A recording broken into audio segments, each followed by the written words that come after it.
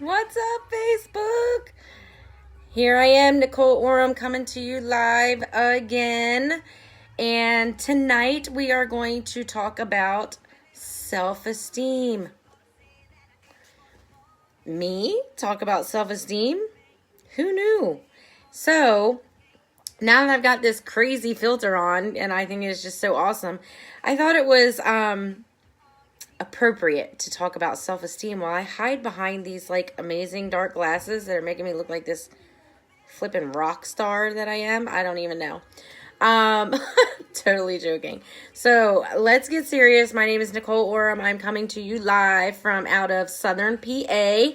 And I am going to take this crazy filter off now because I don't need to hide behind dark glasses. What's up? How's everybody doing tonight? I hope you guys are doing good.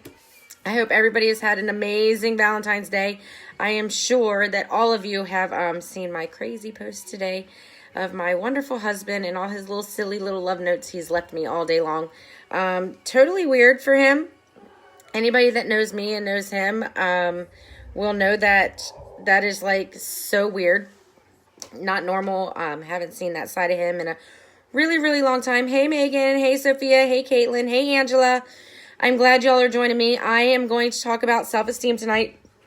And I was just wishing everybody a happy love day. And I really apologize for anybody who has seen my like crazy love post today.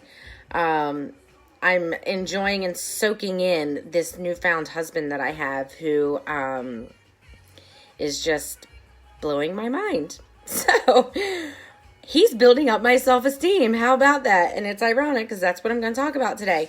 So a couple tips on self-esteem that I thought were really important. And it kind of piggybacks off of what I was talking to y'all last night about mindset and how important mindset is. And mindset kind of leads into self-esteem.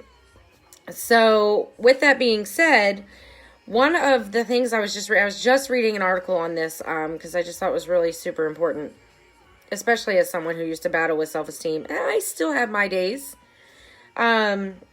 Nobody's ever perfect. You are always going to have issues with self-esteem in one area or another. So I need that to be very clear. Like, you're not going to walk around one day and be like, I am the greatest thing since sliced bread and nobody can touch me and blah, blah, blah. Like, no. If you are that way, then there's probably something wrong. Just saying. So one of the first things I want to talk about is identifying, hey, Satanya, it's been so long. One of the things you need to do is identify areas of authentic strength. What does that mean? Well, what it really means is, what are you good at? Are you good at, let's see, what all can I think of? Hi, oh, my bestie's on. Hi, Jennifer. So one of the things that means is like, what are you good at? Are you good at sports? Are you good at bowling? Are you good at writing? Are you good at journaling? Are you good at blogging? Are you good at something other than what you would do like on a normal basis? So yes, I'm sure you're a great mom or you're a great dad, but you're not good at, you're good at dishes. You're good at doing laundry. Not those kinds of things. Outside of your parent box or your corporate box, what are you good at? And when you go, hey, Cindy, when you are identifying these things, what you want to start doing is putting your effort towards that. If you're good at writing, start writing like small little articles, create a blog.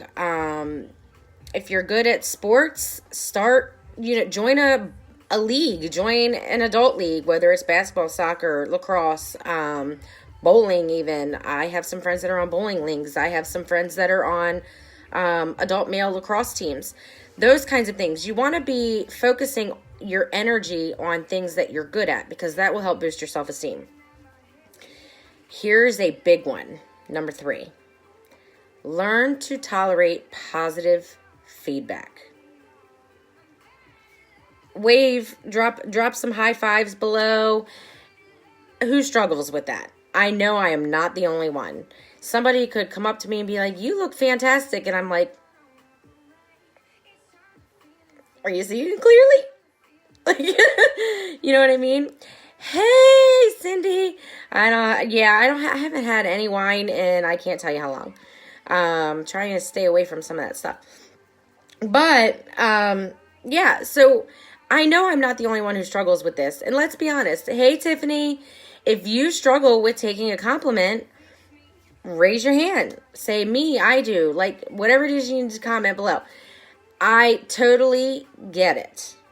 Been there, done that, still tend to be there. That is probably my personal biggest struggle, is dealing with self-esteem and taking positive feedback.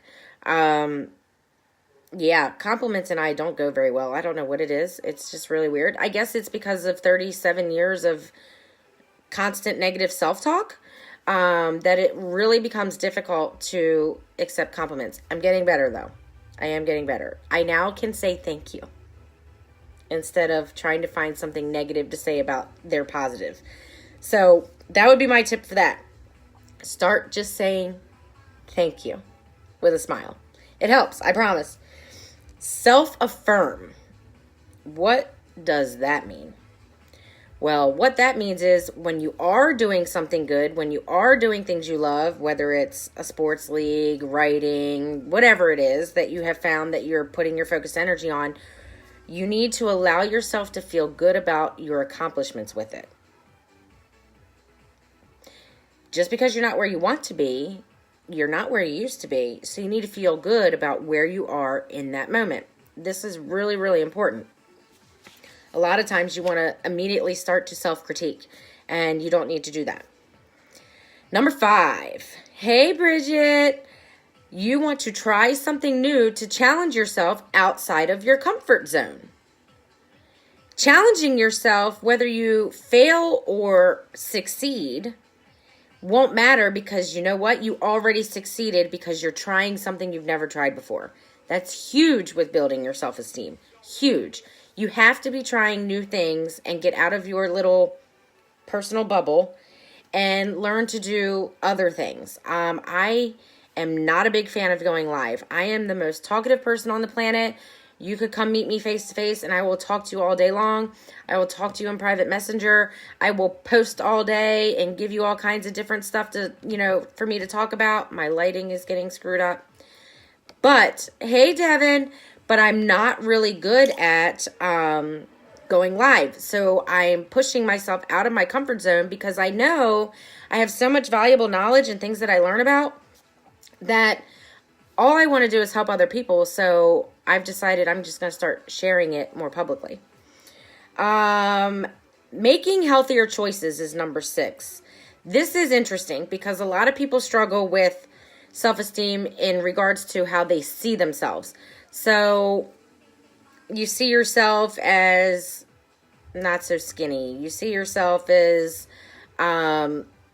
thicker as far as like muscle. So I have some friends who are like, man, I've got some thick legs. And I'm like, I'd kill for your legs because your legs are like rock solid beasts. Yeah. So we all struggle with different things. If you are not healthy, that feeds negative energy into your body, which in turn makes you feel like crap, which in turn brings in the negative talk, which in turn brings in the lower self-esteem. So even if you just start drinking more water every day, or you try to eat more fruits and vegetables, or you go on like a 30-minute walk, all of these different things, hey Kelly, all of these different things that you're doing to make healthier choices will in turn bring up your self-esteem. Little things. It doesn't have to be anything like major. Like I said, 30-minute walk, even a 10-minute walk. If you have dogs, go walk your dogs. My dogs tend to walk me a little bit, so that's a little more complicated for me, but they will be getting walked as soon as it gets nicer. Hey, Marianne. So that's tip number 6. Number 7. This is probably the most important. If you hear nothing else I say, hear this. Do not compare yourself to someone else's highlight reel. Do you get that? Don't do it. You're on Facebook, right? That's where everybody seems to live. Do you know that on average, people are spending 2.5 hours a day or more on Facebook? It's pretty crazy. I'm on here a lot, but I'm on here for work and some other stuff. So what do you see in that news feed? Oh, my life is so fantastic. Oh, my dogs are the best. Oh, my wife is so sexy. Oh, my husband is awesome. My kids get straight A's and they're just so great and blah, blah, blah. Hello? Don't compare your life to that because it's not real. That is like a smidgen of what their life is really like. And those that have followed me for a really long time know that I keep it as real as it gets. So if I'm having a shit show in my house, you're going to know. If I am dealing with drama with my kids, you're going to know. If I'm dealing with my dogs acting like hot messes, you're going to know. In fact, I was just posting about that not that long ago because they dumped over my trash can. I could have killed them. You're going to know it all. Because I don't want anyone to feel like my personal life is better than somebody else's, because I can assure you I've got my own sets of issues and my own sets of problems, and I share them when I feel I'm ready to share them, but they get shared. So do not compare yourself to others.